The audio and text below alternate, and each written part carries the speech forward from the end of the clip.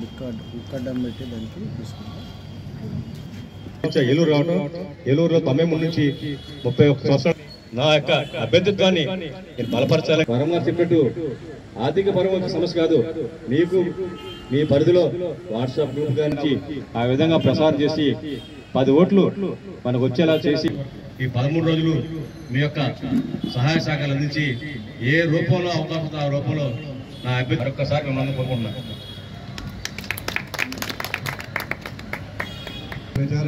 కూర్చున్నారండి. పూర్తి సహాయ సహకారాలు అందిస్తే ఆర్థిక సహాయం చేసేవాళ్ళు ఇక్కడికి వచ్చి ఇస్తే రిసీట్ తీసుకుని ఆర్థిక సహాయం చేయవలసిందిగా కోరుతున్నాను. ఎంతటితో సభ ముగిసింది. ఫస్ట్ ఫోటోనే కదా.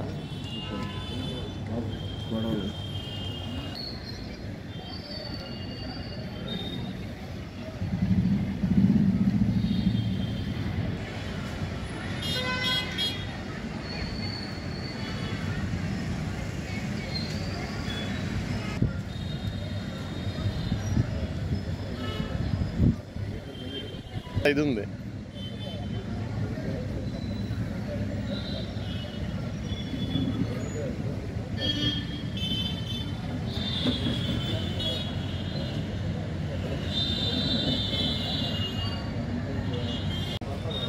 నా పేరు బండి వెంకటేశ్వరరావు. ఏలూరు అసెంబ్లీ నియోజకవర్గానికి కాంగ్రెసు, సిపిఎం, ఆమ్ ఆద్మీ పార్టీలు అలాగే భారత్ బచావో లాంటి స్వచ్ఛంద సంస్థలు బలపరిచిన సిపిఐ అభ్యర్థిగా పోటీ చేస్తున్నాను. నా యొక్క ఎన్నికల గుర్తు కంకి గొడవలి. ఏలూరు నియోజకవర్గంలో 3 సార్లు ఎమ్మెల్యేగా, ఒకసారి మంత్రిగా పనిచేసిన ఆల్నాని, అలాగే బడేటి ఫ్యామిలీ నుంచి బడేటి చంటి గారు ఇద్దరు సంపన్న వర్గాల నుంచి పోటీ చేస్తున్నారు. వాళ్ళిద్దరి మధ్యన అతి సామాన్య వ్యక్తిగా, కార్మిక నాయకుడిగా, ప్రజానాయకుడిగా, ప్రజా సమస్యల మీద నిత్యం పనిచేసే నాయకుడిగా నేను పోటీ చేస్తున్నాను. ఏలూరు నగర సమస్యలన్నీ కూడా అన్ని సమస్యలు గుర్తిరిగిన వ్యక్తిని నేను. అదే సందర్భంలో ఉద్యోగులు, కార్మికులు, ప్రజలు ఎదుర్కొన్న అనేక సమస్యల మీద ప్రతిరోజు నిత్యం ఆందోళన చేస్తున్న నాయకుడిని. ఇటువంటి పరిస్థితుల్లో సంపన్న వర్గాల వ్యక్తులకు ఓటేస్తారా, ప్రజా సమస్యలు గుర్తిరిగిన వ్యక్తికి ఓటేస్తారన్నది ప్రజలు విజ్ఞతతో ఆలోచించి ఓటేయమని కోరుతున్నాను. భారతదేశం చాలా క్లిష్ట పరిస్థితుల్లో ఉంది. బీజేపీ అధికారులు వచ్చిన తర్వాత 2014లో ఈ 10 సంవత్సరాల కాలంలో భారతదేశ లౌకిక వ్యవస్థకు, ప్రజాస్వామ్య హక్కులకు, అలాగే మత సామరస్యానికి, ప్రభుత్వ రంగ సంస్థల పరిరక్షణకి అన్యాయం జరుగుతుంది, నష్టం జరుగుతుంది. వాటన్నింటినీ కాపాడుకోవాలన్న ఇండియా కూటమి కాంగ్రెస్ బలపరిచిన అభ్యర్థులు గెలిపించాల్సిన ఆవశ్యకత ఉంది. ఆ విధంగా ఇండియా కూటమి కాంగ్రెస్ బలపరుస్తున్న అభ్యర్థిగా, సిపిఐ అభ్యర్థిగా నేను రంగంలో ఉన్నాను. అదేవిధంగా మనకు సంబంధించి ఈ రాష్ట్రం 2014 విడిపోతే ప్రత్యేక హోదా కానీ, విభజన హామీలు కానీ ఇస్తామని చెప్పిన మోడీ ఇవ్వకుండా అన్యాయం చేసింది. రాష్ట్ర రాజధాని లేదు.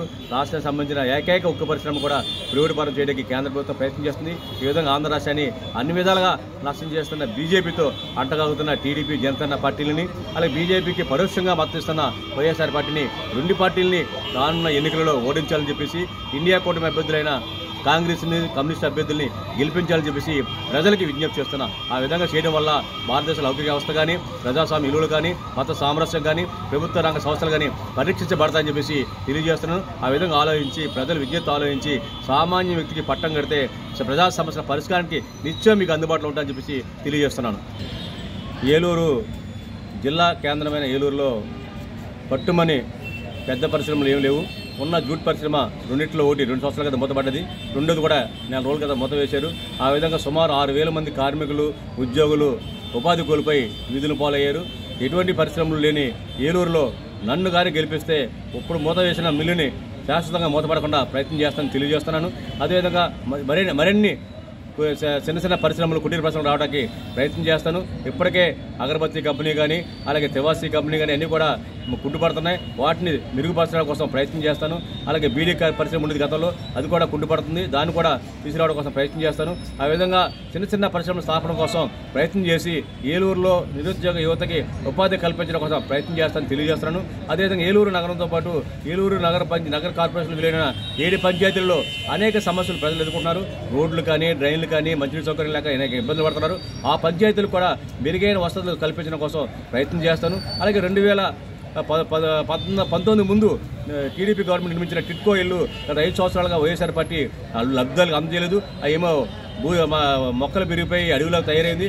ఆ ఇల్లుని వాస్తవ లబ్ధిదారులకు అందించడం కోసం నన్ను గెలిపిస్తే తక్షణమే ఆ ఇల్లు లబ్ధిదారులకు అందజేస్తానని తెలియజేస్తున్నాను. అలాగే ఏలూరు పట్టణంలో ఇళ్ల స్థలాల నుండి ఇల్లు లేని వాళ్ళు చాలామంది ఉన్నారు. వాళ్ళకి గవర్నమెంట్ నుంచి ఫైట్ చేసి వాళ్ళ పక్కా ఇల్లు నిర్మాణం కోసం మొత్తం అంతా ప్రభుత్వం నుంచి ఇల్లు కట్టించేలాగా ఏర్పాటు చేస్తాను. ఇళ్ల స్థలాలు లేని వాళ్ళకి ఏలూరు పట్టణంలో 2 సెంట్లు, పట్టణం అనుకున్న గ్రామాల్లో 3 సెంట్లు స్థలాలు పేదలకు ఇచ్చేలాగా ప్రయత్నం చేస్తానని తెలియజేస్తున్నాను. అదే ఏలూరు ప్రభుత్వ డిగ్రీ కళాశాలతో వచ్చింది కానీ సొంత భవనం లేవు. శాశ్వత భవనం ఏర్పాటుకి కృషి చేస్తానని తెలియజేస్తున్నాను.